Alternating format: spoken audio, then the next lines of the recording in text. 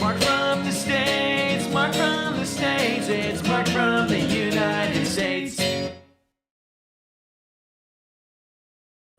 Good morning, good afternoon, good evening, Mark from the States. How are we doing today? I am doing fantastic. I hope you are as well. Thank you so much for coming. Appreciate all of you coming back. Let's watch something new. Maybe we'll learn something. Maybe we won't. Maybe we'll laugh. Maybe we won't. Who knows? Today, requested video, what I didn't expect about the UK. Now, I don't know who this is. This is my first time with this woman. Apparently she is an American who now lives in the UK, and it's going to probably be one of those what are the difference between the two kind of thing. I'm cool with this. Be interesting to hear her take. Like I said, it came requested from a couple of you, actually. Oh, well, it must have gotten cold enough for the heater to come on. I haven't heard that in a while. We have Leo, who's just chilling out over here. I don't know if you can see him. There he is. Hey, Leo, how are you doing, buddy? And Violet is over on the couch, just taking a nap, because that's what she does. So, thank you for coming. Let's see what this is all about, shall we? Hey guys, welcome back to the Girl Gone London channel. If you're new here, my name is Kaylin. I'm a dual American and UK citizen. If you're not new here, welcome back. Glad to have you. Make sure you hit subscribe if you want more UK versus American content. Today I'm talking... Okay, before we continue, please go support her channel. As always, it's really important that you go and like and subscribe if you want to on the original content, because it helps them, and without them I have nothing to learn from. So please. All right, let's get into it. Talking about the most unexpected things about the UK that I didn't know before I moved here.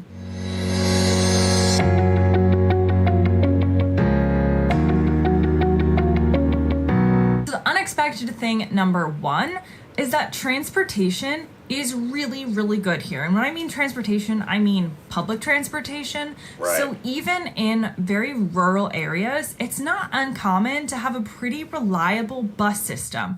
Yes, it's not necessarily going to be as good in a remote area as having your own car, but I'm used to coming from a place where there's really nothing in terms of public transportation. Florida is a very car heavy destination. We do have some buses, but they're relatively unreliable and most people don't take them. Let me add to that. Pretty much everywhere in the United States, the public transportation is just complete rubbish. Of course, the major cities and larger towns, even smaller towns, will have city buses. They're going to get you around the city, per se. We have Greyhound buses that will take you on from city to city across the country, and of course we have trains that will take you from across the country. But you can't really, it's hard to compare public transportation between the two countries because of the size difference. But with that said, the US is terrible at public transportation, just terrible. Everybody owns a car, or wants to own a car, or needs to own a car in the United States, and that is how everybody travels. She says it's car heavy in Florida. Well, I'm in California, and it's equally as car heavy as it would be in, say, Colorado, or if you're not in the major metropolitan cities like New York, Chicago, where public transportation is the city buses or subways, stuff like that just get you around the city, it's tough. I would say New York, Washington, DC, the East Coast, big cities will have trains that can get you people will commute in, so you can take a train in from, say, New Jersey into New York. I've done that, and it is available. So there, it's okay. You take the subway in, but here in LA, it's, from where I live, the only way really to get to LA is to drive there.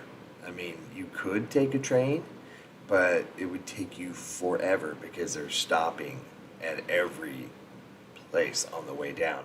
To drive to LA for me, it would take about an hour. If I were to take the train, it would take about 4 hours. So yeah, it's car heavy everywhere.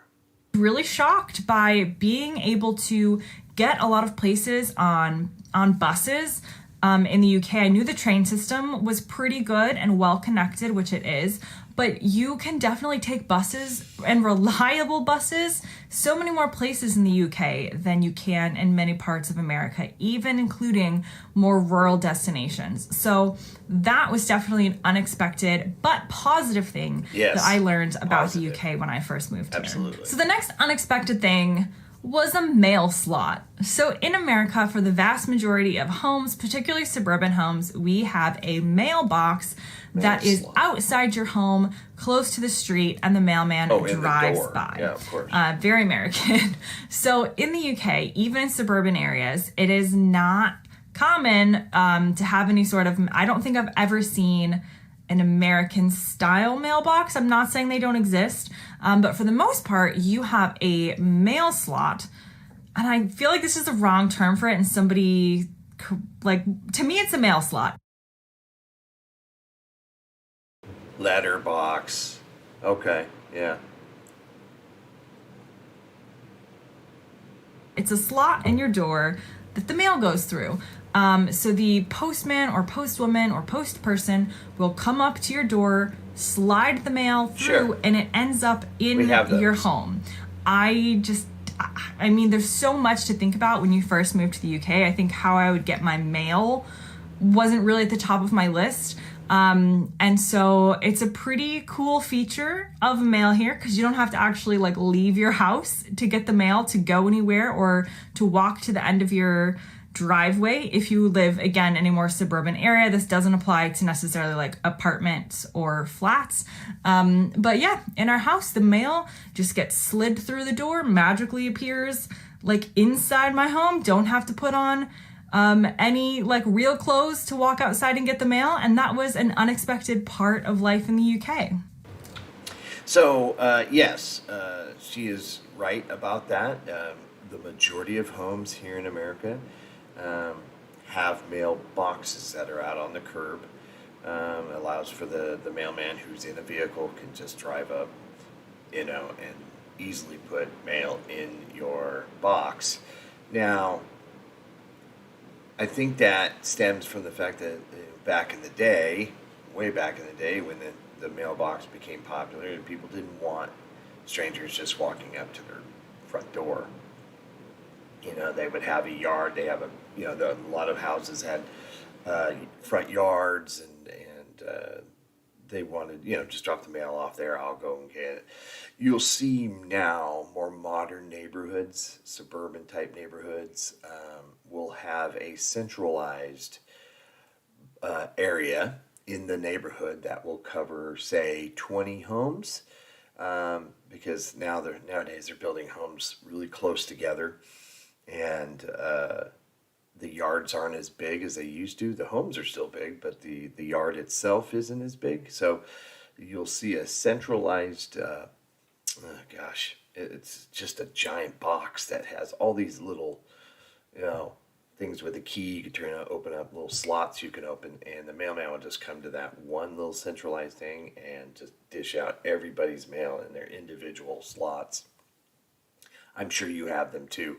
They're popular in apartment buildings or in flats, if you will. So there's multiple occupants they'll have as you get walking up to the front door to get into the building. You'll see, there's the mail area to where they can, just dish out to mail to all the people that live there. And it's similar to that, but in a little bigger scale for a neighborhood. But we also have those in buildings, and mainly in big cities.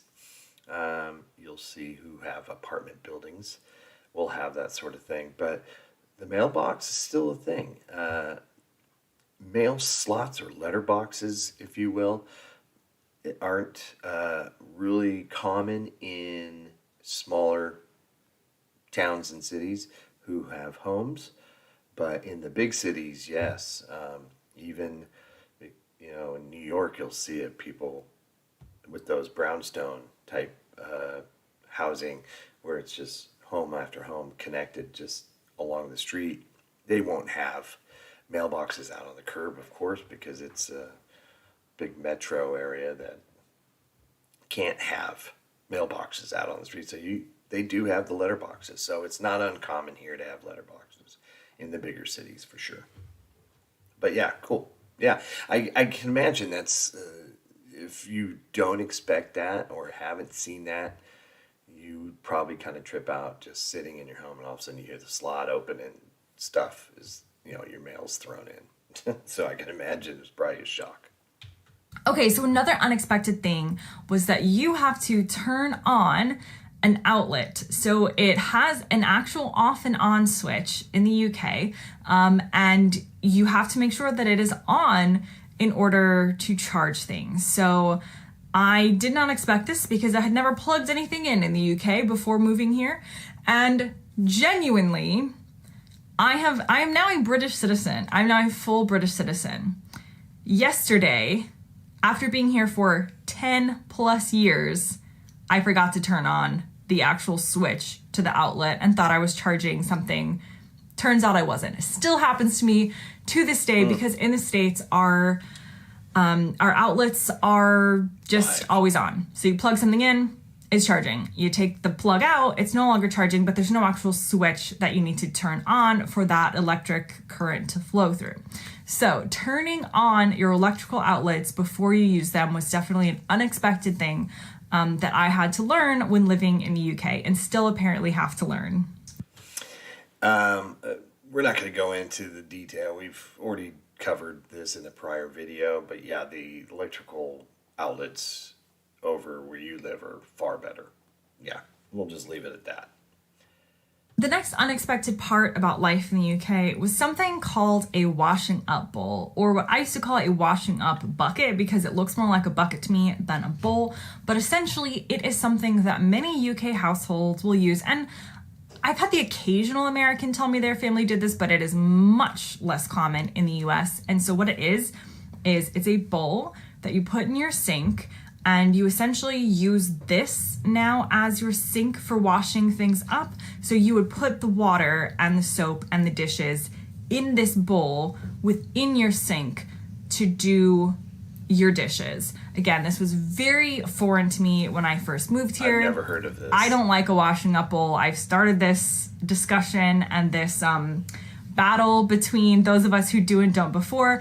I hate them. I know there are reasons that you have for them. I have never used one, but I didn't even know what it was when I first moved here. I was like, why do you have a sink within a sink? Why is there a bowl to wash up your bowls in your sink? So it was an unexpected part of life here, and something that I decided not to use, but really had never thought about or heard of before that. The next unexpected... That's interesting. I would have to kind of see they showed a quick view of it earlier, but we have like what we call a strainer that will sit in the sink. So you have two sides to a sink. You wash your dishes, and rinse them, and then you could on the other side of the sink there you have it's almost like a tray in a sense that you could just stick the plates and dishes and cups and stuff in to allow it to drain.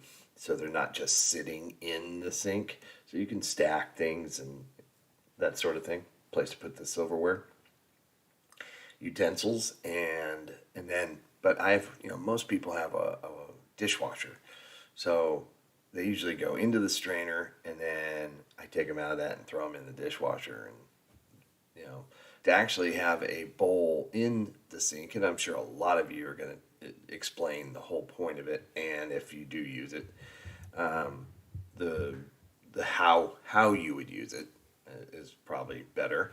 I'm not quite sure. There's got to be a reason why you do it that way, having a bowl inside the sink. So I will say I have done something like that to allow something to soak if it's full of grease or whatever stain that has been cooked on. I'll put something in a bigger bowl allow it with soap, allow it to kind of just soak. But yeah, I'm excited. I'll be looking forward to your guys' reasoning for this. Unexpected thing about life in the UK is how fast Amazon delivery is here. I'm not talking about your standard delivery companies that often just like deliver a box to your garbage can and then it gets taken out. I'm talking specifically if you order something on Amazon, it gets to your house so much faster than in the US. I'm used to ordering things in the US on Amazon and waiting just like days on end. I don't know if it's because the UK is smaller, so it's easier to get around, so stuff comes faster. But Amazon UK, when I first moved here, I was like ordering something and it would get there the next day. Blew my mind without even having Prime. Still to this day, I find that Amazon UK delivery is relatively fast and quicker than I've experienced in the US. Well, yes. I would imagine it's because the country itself is smaller. And they have their own distribution hubs there to where you get whatever you order. The lag time between the distributor center and your location is a lot quicker, obviously. That's I agree. I was going to say, are you a Prime member? Because I get a lot of things next day here. Even there are some items you can get same day. Yeah, that's kind of crazy.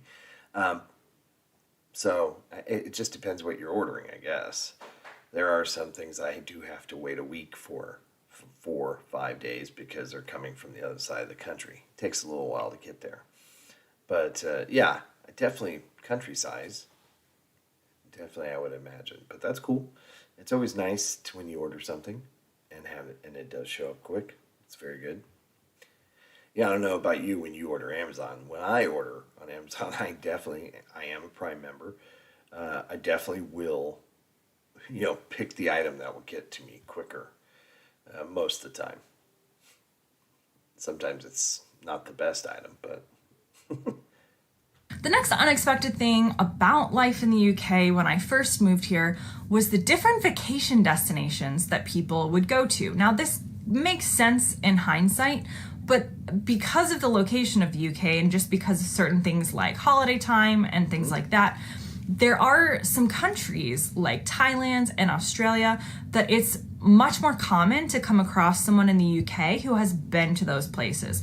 Other ones would be like the Canary Islands are huge in terms of UK visitors, particularly when they want the sun. In the US, coming across somebody who has been to Thailand or knows somebody who's been to Thailand is very, very uncommon.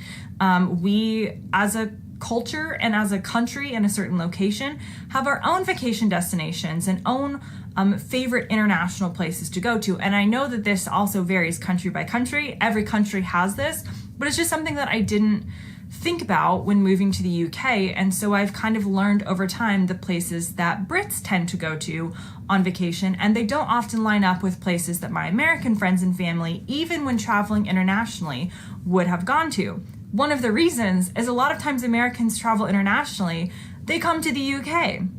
Many of you watching this will be in that position. So being in a country where now I get to talk to people about their vacations, again, in Tenerife, in Thailand, in Australia, in New Zealand, or maybe their US vacation as opposed to my US friends and family who would dream of taking trips to places like France and places like the UK, but many wouldn't have gone to places like the Canary Islands, Thailand, etc. And a lot of it has to do with distance too. Australia is almost a 20-hour flight. It's pretty far, and depending on where you're coming from the United States, you'll see a lot of people here visit the Caribbean because it's close, and you're going to get those, tropical island destinations. We also have the Hawaiian Islands, which are still United States, which are very popular, close, and a lot of people, whether it's a bad thing or a good thing, don't have passports here in the United States. I do. My whole family does. Just let me point that out. But there's so much to see here in the United States. There's tons of things. I've been all over this country, but I have not even seen, half of it.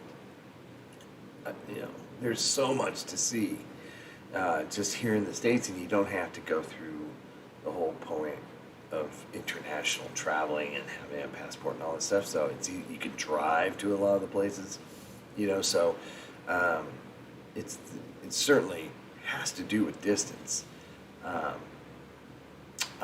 Thailand, I know actually a couple of people have been there, but again, far away.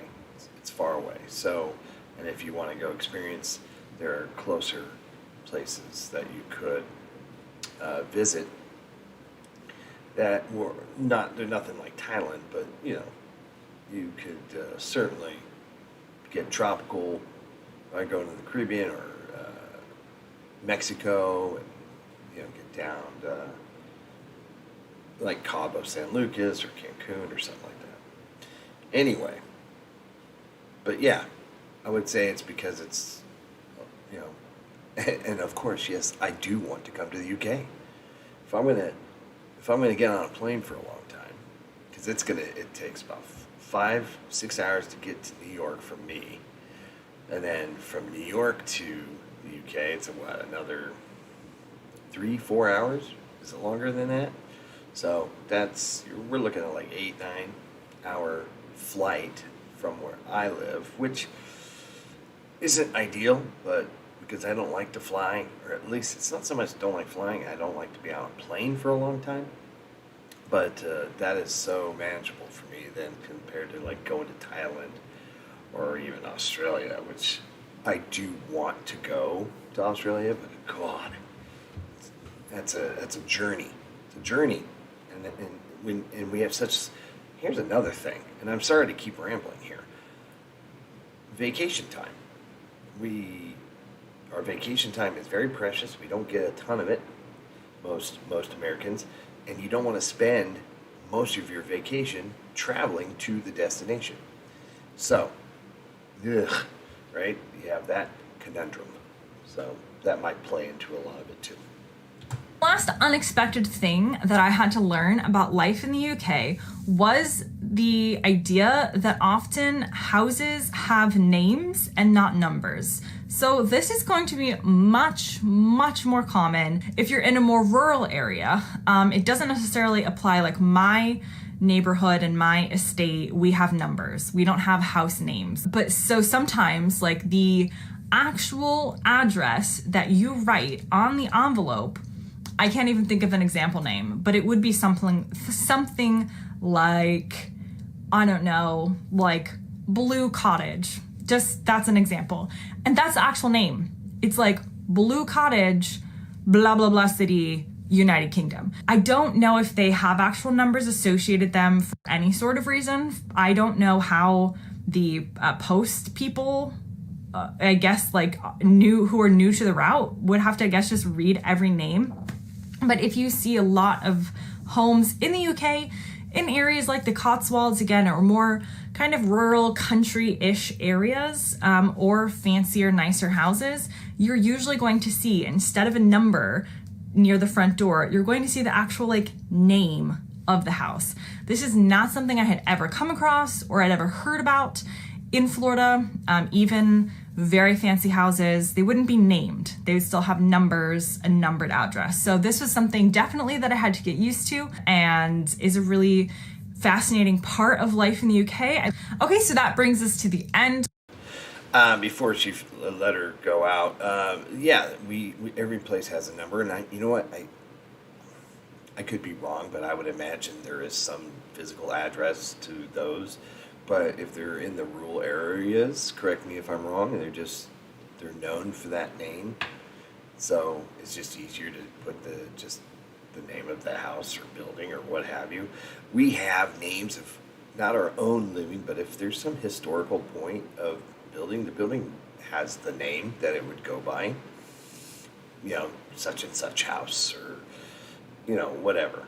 So Stanmore Manor, but it's also still whether or not it's shown or presented to the public on the side of the building or on the curb or what have you, it's going to have a number associated to it. They just don't use it. I don't know if that's how it is there, but I think it adds to the charm. You know, having as some of those, you know, what was Sparrow Cottage, you know, or whatever. I think that's awesome, but it's cool, and I think she appreciates it too. But if you're trying to find an address and you don't know the name of the building, or you just know the name of the building but have no idea where to even start looking for it, yeah, it could be a problem. And I imagine back in the day when they didn't have Google, maybe it was, but you know, lots of times they have the name because there's some historical point of it, of having the name, either the person who lived there, or right. Correct me if I'm wrong. But I find it very charming. A great example of this is the White House here in the United States. If you were to send a letter to the White House, you would address it as the White House, Washington, D.C., zip code, and it will get there. It does have a physical address, though. It's 1600 Pennsylvania Avenue. It's kind of an extreme example, but you get what I'm saying. Of today's video. Again, if you are moving to the UK, I have some resources for you linked below. Check those out. As with moving to any country, there's always going to be these little things that you won't expect, and I hope by watching my channel you will expect a lot more than I did back in 2012, and maybe have done some more research on those smaller, very UK specific things. Hope you guys enjoyed this video. Yeah, that was very good. So please go support her and her channel for sure. Girl Gone London, I believe is what it was. Interesting. I would totally watch some more of her. She was entertaining. Hopefully you thought so too. And she's made, of course, it's going to be different, right? Wherever you go. You know, we are very similar, but yet little comfort things that we're used to doing are going to be completely different on how we do things. Now, like I mentioned, your outlets, way better. Your healthcare, of course, obviously, way better. So those are going to be probably, if I were to move to the UK, would be a couple of the things that really would be like, yay. But if I were to, like, say, go to Canada, which, you know, if I lived in Minnesota or one of the, you know, border states up north, and you just go over the, you know, you're gonna see some differences other than the obvious, you know, money, and you know, in some parts of Canada they speak French, so you know, you're gonna have some differences that you'll have to get used to. But I imagine it's once you kind of settle in, you can really just kind of, obviously, she never mentioned the fact that they drive on the other side of the road. Over there, over where you're at, of course. So, notice I didn't say on the wrong side of the road. We drive on the right side of the road. We literally drive on the right side. I'm not saying it's the right way. I'm just saying we literally drive on the right side of the road. But you know what I mean. I hope everybody's happy, healthy, and safe. I hope you enjoyed this video. I hope you have a great day. You guys are amazing, and I will see you later. Hopefully. That's a question. Will I see you later? Question mark. Take care, everyone. Bye.